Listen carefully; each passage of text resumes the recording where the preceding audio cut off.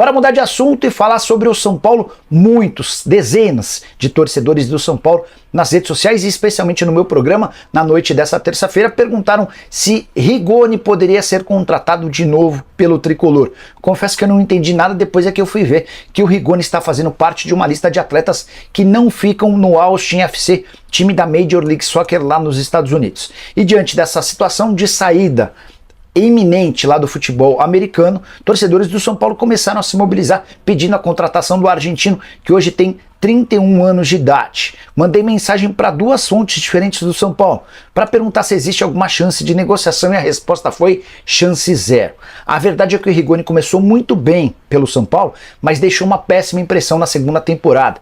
A avaliação dos homens do departamento de futebol que já estavam no São Paulo na época do Rigoni e que continuam lá é de que o Rigoni é um jogador absolutamente normal e que teria pouquíssima utilidade no atual elenco. Descartemos por completo qualquer chance de o Rigoni ser contratado, atleta que na atual temporada lá nos Estados Unidos tem 11 jogos e um gol marcado. Quero acrescentar uma informação importante no São Paulo. Quem acompanha o canal do Nicola com frequência vai lembrar sobre um acordo que eu havia divulgado para vocês, que o São Paulo estava perto de fechar. Tratava-se de uma empresa gigante, mas que não faria parte do uniforme. Você lembra? Pois bem, esse acordo foi sacramentado nessa terça-feira e é com a Coca-Cola. Contrato de 3 anos que vai garantir ao São Paulo 11 milhões de reais. A Coca-Cola não estará em nenhum patrocínio do uniforme, mas oferecerá os seus produtos para os departamentos de futebol profissional e de base masculino e feminino. Além disso, o Tricolor vai explorar com exclusividade todos os produtos da marca Coca-Cola no Morumbis e nos centros de treinamento. E aí esse valor de 11 milhões de reais por 3 anos, que equivale a mais ou menos 3 milhões e 600 mil por temporada, pode ser acrescido. Isso porque o São Paulo vai ficar com 10% da receita dos produtos da Coca-Cola vendidos em jogos, em dias de jogos e também em dia de shows no Morumbis. Então se você for ao estádio do São Paulo para assistir ao Tricolor e comprar uma Coca-Cola, 10% desse valor vai ser revertido para o Tricolor. Coca, água, isotônico são alguns dos produtos que o São Paulo vai explorar com exclusividade da marca Coca no Morumbis. Zeredo, Nicola, vi que o São Paulo já abriu negociação por Alexandro. Procede. Quem é o volante que o São Paulo está buscando? Ô Paulo, o São Paulo negocia com o Alexandro há semanas, há meses. Quem disser que o São Paulo fez uma primeira proposta, tá comendo bola. São Paulo negocia com o Alexandro desde a virada do ano. Eu já contei para vocês há semanas que até o Rames Rodrigues entrou na parada lá atrás, quando o Rames ainda era útil no São Paulo. O Rames ligou pro Alexandre porque eles jogaram juntos no Porto.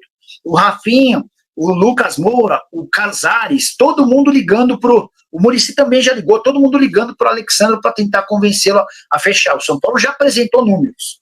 O Alexandre já sabe quanto vai ganhar se fechar com o São Paulo. Só que ele está na dúvida entre fechar com o São Paulo ou com o time da Arábia Saudita, onde ele vai ganhar muito mais. No Brasil, ele vai dar preferência para o São Paulo. São Paulo, a tela aí mostrando os próximos jogos, a sequência do São Paulo nesta temporada. O Águia de Marabá, essa partida Copa do Brasil, jogo de volta na próxima quinta-feira. Depois tem o Tadieres pela Libertadores e aí uma sequência de Brasileirão. Corinthians, Cuiabá e Vasco. E o Edu Afonso chegando aqui conosco para trazer as informações do São Paulo para esta partida da próxima quinta. Tudo bem, Edu? Seja bem-vindo, amigo. Beijo para você.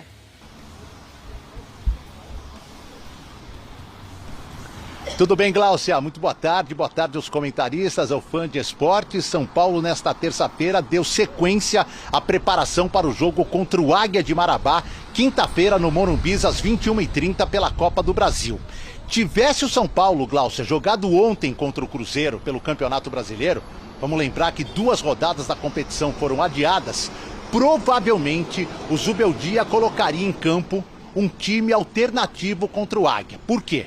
Primeiro, porque o jogo está praticamente definido. São Paulo venceu em Belém por 3-1 e só um desastre. Perder por 3 gols de diferença tira o tricolor da próxima fase, a fase de oitavas da Copa do Brasil. Ou uma vitória do Águia por 2 gols, levando a decisão para as penalidades. Só que o Águia está muito mal na Série D do Campeonato Brasileiro, é o último colocado do seu grupo com 2 pontos em 4 partidas e sabe que sua missão é quase impossível no Morumbis. Outro fator é que o São Paulo teria que preservar atletas para o jogo contra o Tadieres, que vale o primeiro lugar do grupo da Libertadores na semana que vem, também no Morumbis. Só que o jogo contra o Cruzeiro não aconteceu. E para que o grupo não fique inativo, sem partidas, por quase 15 dias, o que o Zubeldia deve fazer, e a definição passa pelo treino de amanhã, é colocar o máximo de titulares possíveis, pelo menos uma boa parte do jogo contra os paraenses. Se algum titular estiver mais desgastado, fica no banco e entra no decorrer da partida. O jogo de quinta-feira será bom também para Lucas Moura, que jogou parte do segundo tempo contra o Barcelona, pegar mais minutagem. Ele deve começar, inclusive, a partida contra a equipe do Águia. A expectativa é que nas demais posições o São Paulo tenha, como eu disse, força máxima ou quase força máxima, ainda sem Caleri, que pode voltar contra o Tadjeres na semana que vem, sem Wellington Rato, sem Pablo Maia e sem Rafinha, todos entregues ao departamento médico. Outra notícia importante, o Wellington, que deve ser titular nesta partida contra o Águia, se reaproximou da diretoria para tentar a renovação de contrato. Depois de 2 reuniões no início do ano que não deram em nada, o pedido do Zubeldia foi forte para que a direção do São Paulo converse com o Wellington. E isso está acontecendo desde a semana passada. Ainda existem divergências em relação a valores, mas neste momento não dá para cravar que o Wellington está fora do São Paulo no final do ano, quando termina seu contrato. Muito pelo contrário, dá para dizer que houve uma reaproximação e que existe sim chance de Wellington renovar seu vínculo com o tricolor.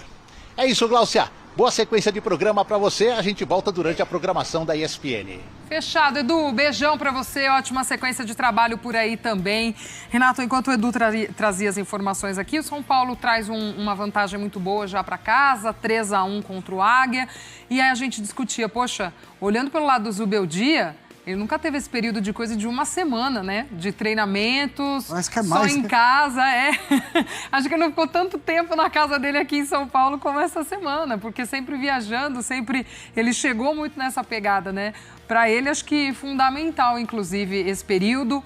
O Edu até fala, né? Deve trazer os seus principais jogadores, muito pensando nessa questão de ritmo de jogo. Aí o Águia, que perdeu nessa, né? Poderia pegar um time de São Paulo um pouco mais abaixo, mas enfim, acho que para o Zubeldia tem esse ponto também do que foi essa semana, né? E é louco como o impacto dele foi imediato, né? Não, isso não é regra. Eu sempre falo que... muita gente, é melhor trocar treinador e tal. Eu sempre falo que quando você troca treinador, você começa tudo do zero. E não é toda vez que as coisas dão tão bom, assim como deu com o Zubeldia. Você já enxerga logo no primeiro jogo, acho que foi lá em Guayaquil contra o Barcelona, né? O jogo que já teve a volta no grupo aqui no Morumbis.